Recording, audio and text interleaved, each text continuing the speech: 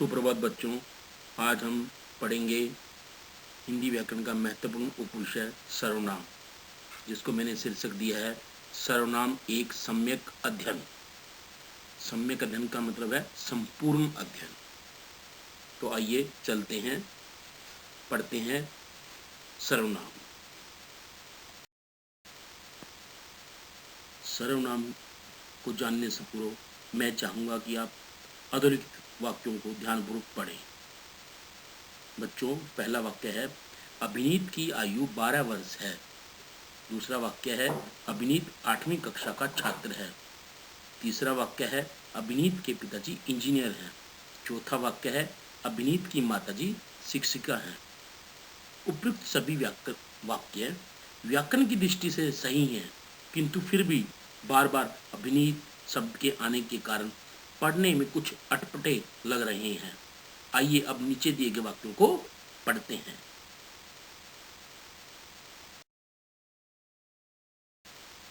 बच्चों, अभी हमने 4 वाक्य पढ़े थे। अब उन्हीं वाक्यों को मैंने दूसरे ढंग से लिखा है। आइए अब इन्हें पढ़ते हैं। अभिनीत की आयु 12 वर्ष है। वह 8वीं कक्षा का छात्र है। उसके पिताजी इंजीनियर हैं। उसकी माताजी शिक्षिका हैं। अब इन वाक्यों में केवल प्रथम वाक्य में अभिनीत शब्द आया है। बाकी सभी जगह अभिनीत शब्द के स्थान पर वह, उसके तथा उसकी शब्दों का प्रयोग किया गया है, जिससे उपयुक्त वाक्य व्याकरण की दृष्टि में भी सही है तथा पढ़ने में भी सहज लग रहे हैं।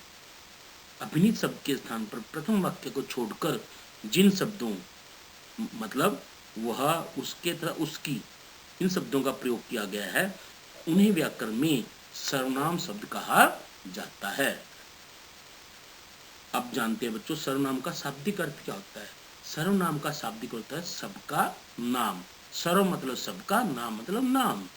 अतः कहा जा सकता है कि जो शब्द संज्ञा शब्दों के स्थान पर प्रयुक्त किए जाते हैं उन्हें सर्वनाम कहते हैं, क्योंकि नाम वाले शब्दों को ही संज्ञा शब्द कहा जाता है। ये आपने पिछले अध्याय में पढ़ा था।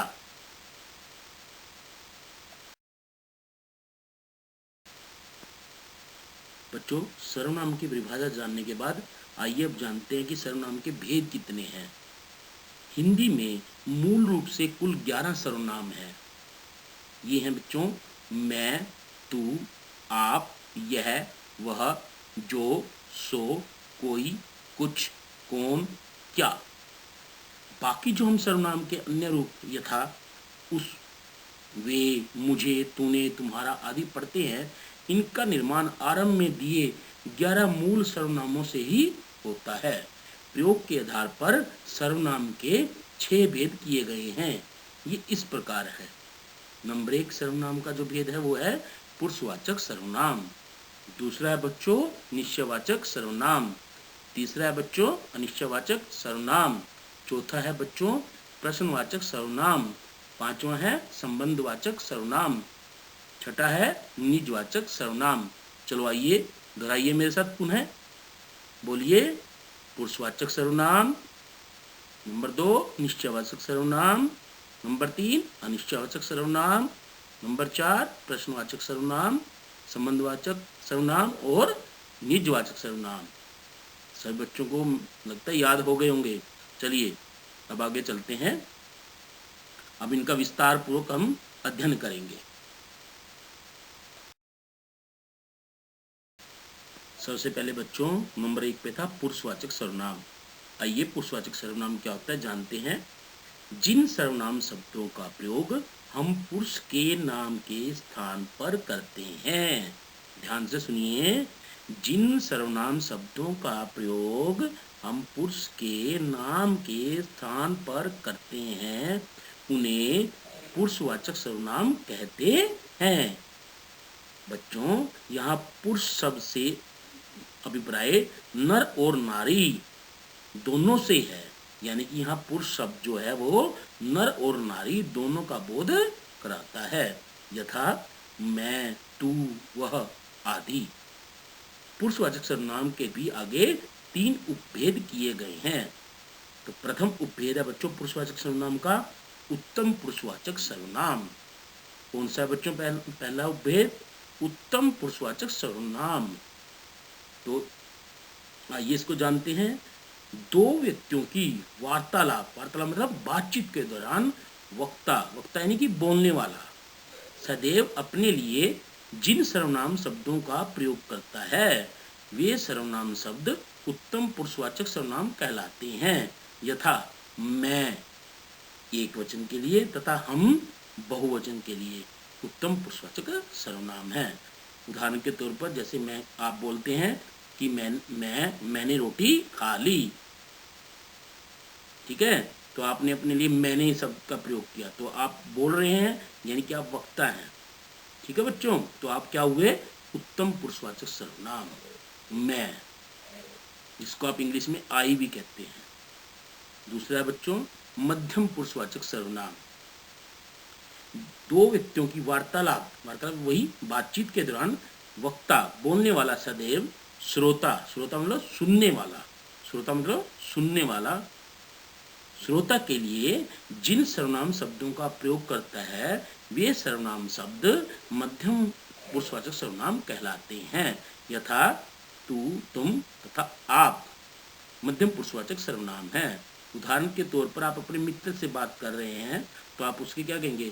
तुमने ऐसे किया था, तूने ऐसे किया था। तो आपका मित्र क्या हुआ? मध्यम पुरुषवाचक सर्वनाम। जब आप और आपके मित्र, आप अपने मित्र से बात कर रहे हैं, जब आप बोल रहे हैं तो आप उत्तम पुरुषवाचक सर्वनाम है, और आपका मित्र सुन रहा है तो वो मध्यम पुरुषवाचक सर्वनाम है। तू का प्रयोग, आप बच्चों जानते हैं कि तू का प्रयोग कहाँ होता है? तू का प्रयोग प्राय एक वचन में तथा अपने नज़दीकी मित्रों, जहाँ आपके सहपाठी हों, आपके मित्र हों, या आपके अधीन कोई व्यक्ति काम करता है, या किसी का हम सम्मान नहीं करना चाहते, असम्मान करने के लिए, सम्मान नहीं करना चाहते, असम्मान करने के लिए हम उस क्या शब्द का, क्या सर्वनाम का प्रयोग करते हैं? तू। तुम तथा आपका प्रयोग भी एक वचन रूप में करते हैं, किंतु बहुवचन में इनका प्रयोग करने के लिए प्राय इनके साथ लोग सब जोड़ दिया जाता है। यथा तुम लोग, आप लोग। और आपका प्रयोग अक्सर हम अपने से पद में, आयु में बड़ों को सम्मान देने के लिए तथा औपचारिक संबंधों में, जहां हमारे संबंध अनौपचारिक नहीं होते, केवल औपचारिक संबंधों के लिए और अनजान व्यक्ति के लिए हम क्या सर्वनाम का प्रयोग करते हैं? आप, कि आप ये काम कर लीजिए। किसी अनजान व्यक्ति को अगर आपने कहना तो आप कैसे कहीं बोलेंगे? आप ये काम कर लीजिए। हम उसे तुम कहकर नहीं बोलते, क्योंकि वह हमें नहीं जानता, न ही वह हमारा मित्र है, न ही हमारे अधीन करने वाला, कार्य करने वाला कोई व्यक्ति है। तो इसलिए हम औपचारिक संबंधों के लिए किस सर्वनाम का प्रयोग करते हैं? आप। और आप सर्वनाम क्या है? मध्यम पुरुषवाचक सर्वनाम।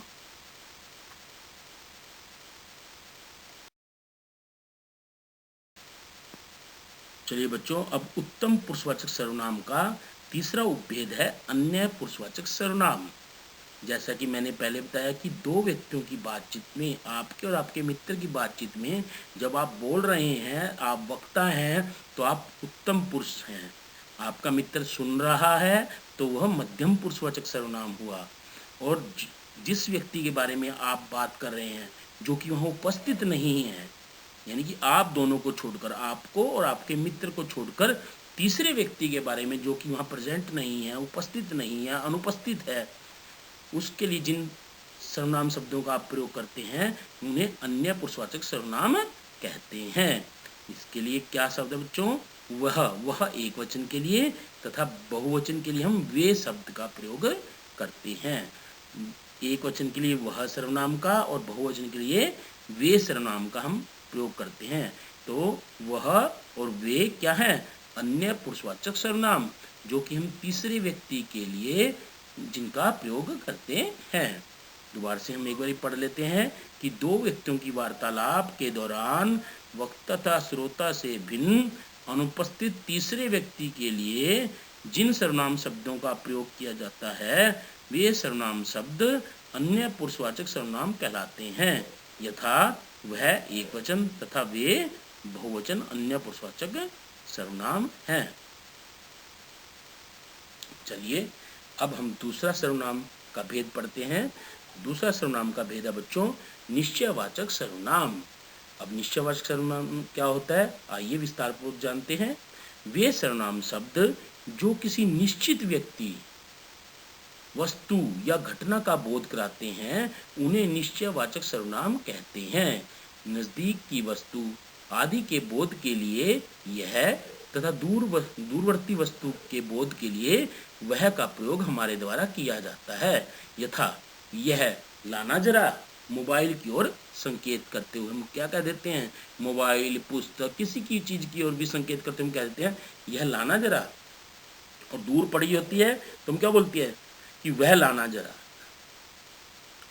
यहाँ ध्यान देने योग्य बात है कि हम नजदीक तथा दूर की वस्तु के लिए यह तथा वह का क्रमशः प्रयोग करते हैं और इसके साथ इशारा भी करते हैं, इसलिए निश्चयवाचक सर्वनाम को संकेतवाचक सर्वनाम भी कहते हैं। चलिए अब चलते हैं हम तीसरे सर्वनाम के तीसरे भेद की ओर। बच्चों सर्वनाम का तीसरा भेद है अनिश्चयवाचक सर्वनाम। कौन सा भेद है बच्चों, अनिश्चयवाचक सर्वनाम। तो आइए जानते हैं अनिश्चयवाचक सर्वनाम क्या होता है। जिस सर्वनाम शब्द से किसी निश्चित व्यक्ति, वस्तु या घटना का बोध नहीं हो पाता है, बिल्कुल दूसरे से विपरीत। दूसरा क्या था, निश्चयवाचक सर्वनाम जिसमें किसी निश्चित वस्तु का बोध होता है। अनिश्चय क्या है, उसके बिल्कुल विपरीत, जिसमें किसी वस्तु, निश्चित वस्तु, व्यक्ति या घटना का बोध नहीं हो पाता है, उसे अनिश्चयवाचक। जिसमें बोध हो जाता है वह निश्चयवाचक। बिल्कुल एक दूसरे के विपरीत है बच्चों ये। किसके लिए बच्चों, कोई अनिश्चयवाचक सर्वनाम है और कोई शब्द का हम सर्वनाम का प्रयोग किसके लिए करते हैं, केवल सजीव वस्तुओं के लिए करते हैं, सजीव के लिए, लिविंग थिंग्स के लिए, ठीक है। और कुछ भी अनिश्चयवाचक सर्वनाम है और इसका प्रयोग हम किसके लिए करते हैं, निर्जीव वस्तुओं के लिए करते हैं। उदाहरण के तौर पर मेरे बेटे मीत ने कहा, क्या कहा, पापा जी आपको कोई बुला रहा है। तो कोई, यहाँ कोई जो शब्द आया वो क्या है, अनिश्चयवाचक सर्वनाम। कोई का मतलब क्या है कि कोई व्यक्ति बुला रहा है, व्यक्ति के लिए हमने यूज किया। व्यक्ति क्या है, सजीव है, मनुष्य क्या है, सजीव है, इसलिए कोई बुला रहा है। अब दूसरे उदाहरण में मीत की मम्मी ने मुझे कहा कि मीत के लिए बाजार से कुछ ले आना। कुछ ले आना, कुछ शब्द भी क्या है, अनिश्चयवाचक सर्वनाम है कि क्या ले आना ये निश्चित नहीं है। तो अतः आप जान गए कि सजीव वस्तु के लिए अगर अनिश्चयवाचक सर्वनाम का प्रयोग होगा तो वह होगा कोई, और निर्जीव के लिए हमें प्रयोग में लाना तो वो क्या है, कुछ। तो कोई और कुछ दोनों ही क्या है, अनिश्चयवाचक सर्वनाम। कोई का प्रयोग प्राणीवाचक के लिए, मनुष्य के लिए, जो श्वास लेते हैं प्राणी उनके लिए करेंगे, और कुछ के लिए, कुछ का प्रयोग हम करेंगे निर्जीव वस्तु के लिए, नॉन लिविंग थिंग्स के लिए। मेरे ख्याल से बच्चों आपको अनिश्चयवाचक सर्वनाम अच्छे से समझ में आ गया होगा। चलिए पढ़ते हैं अपना चौथा सर्वनाम का भेद, जिसका नाम है प्रश्नवाचक सर्वनाम। कई बार बच्चों हमारे मन में किसी व्यक्ति, वस्तु, घटना के संबंध में प्रश्न उठते हैं कि वह व्यक्ति कौन है, वह वस्तु या घटना क्या थी आदि। इस तरह के प्रश्न हमारे मन में उठते हैं। हम कई बार क्या के स्थान पर कौन सा या कौन सी का प्रयोग भी वस्तु या घटना के लिए कर लेते हैं। संक्षेप में कहें तो जो सर्वनाम किसी व्यक्ति, वस्तु या घटना आदि के बारे में प्रश्न का बोध कराते हैं उन्हें ही प्रश्नवाचक सर्वनाम कहते हैं। दोबारा से सुनिए, क्या, जो सर्वनाम किसी व्यक्ति, वस्तु या घटना आदि के बारे में प्रश्न का बोध कराते हैं उन्हें प्रश्नवाचक सर्वनाम कहते हैं। प्रश्नवाचक सर्वनाम भी बच्चों दो ही होते हैं, एक है कौन और दूसरा है क्या। एक है कौन और दूसरा है क्या।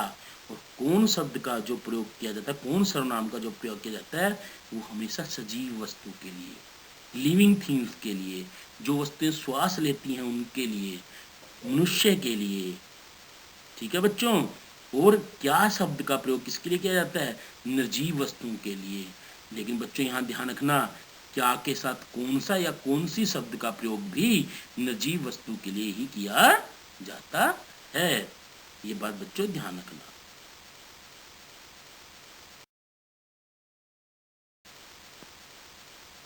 चलिए बच्चों, अब हम पढ़ते हैं सर्वनाम का पांचवा भेद, संबंधवाचक सर्वनाम।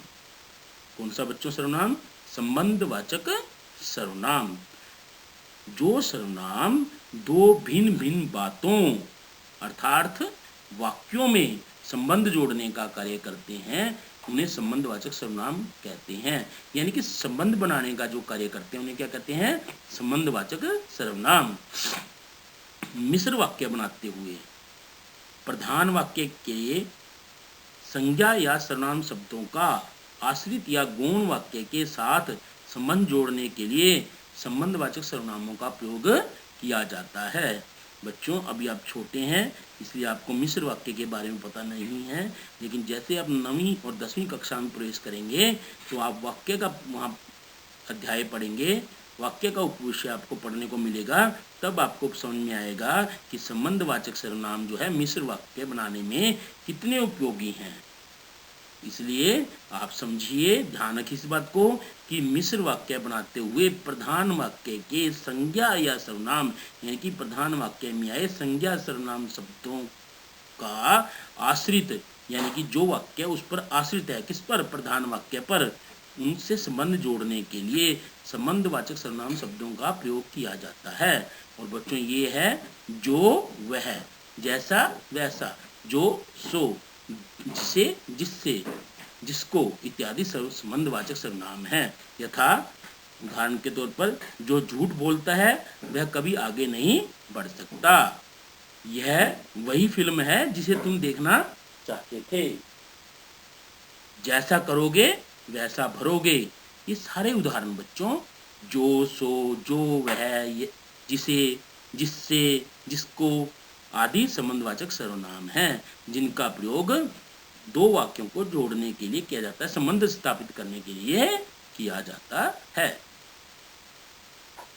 चलिए बच्चों अब पढ़ते हैं हम अपना सर्वनाम का छठा भेद, जिसका नाम है निजवाचक सर्वनाम। क्या नाम है बच्चों? निजवाचक सर्वनाम। निज शब्द का अर्थ होता है अपना। निज शब्द का अर्थ क्या होता है बच्चों?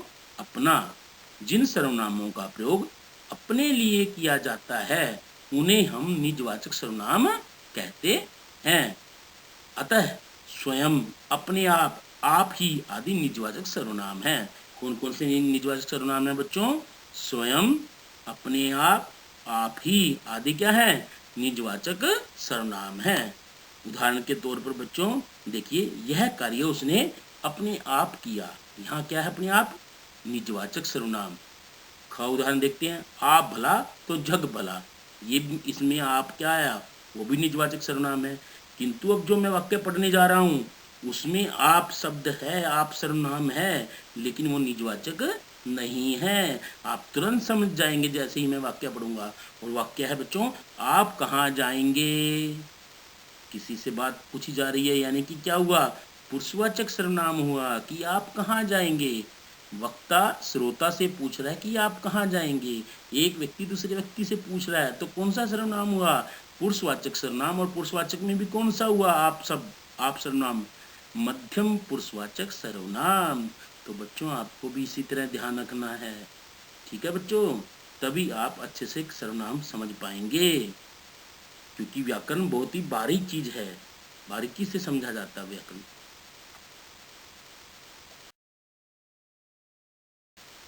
बच्चों सर्वनाम के हमने 6 के 6 भेद पढ़ लिए। अब हम जानते हैं प्रतियोगी परीक्षाओं में और विद्यालय परीक्षाओं से संबंधित महत्वपूर्ण तथ्य जो सर्वनाम से संबंधित हैं।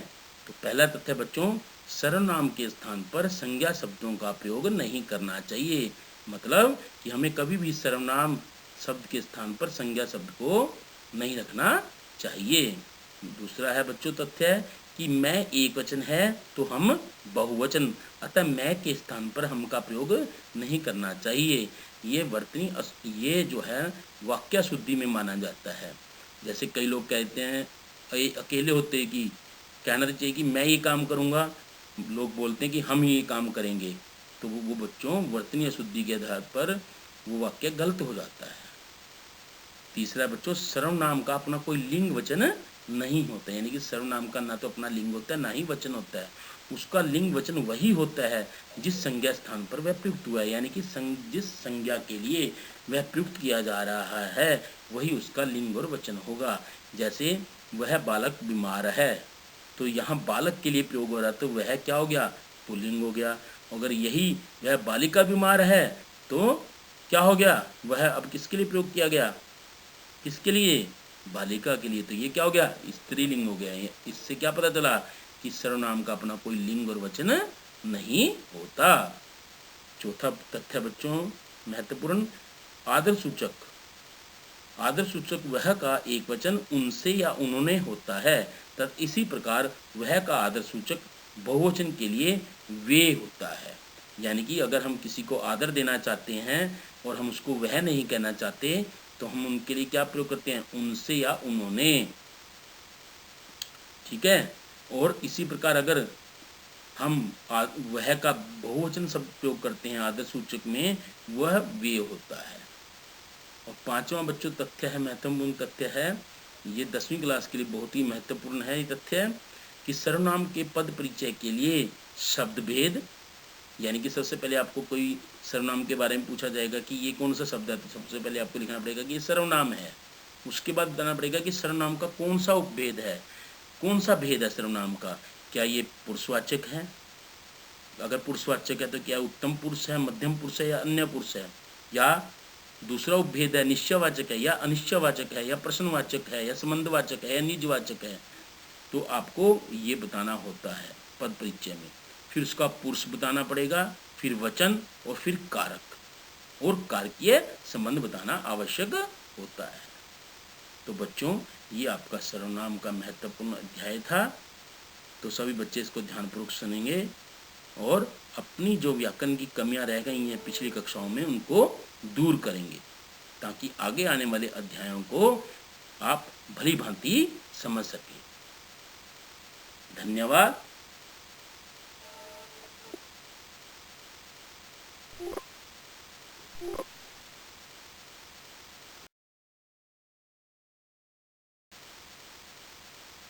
धन्यवाद। आपका भावी जीवन मंगलमय हो।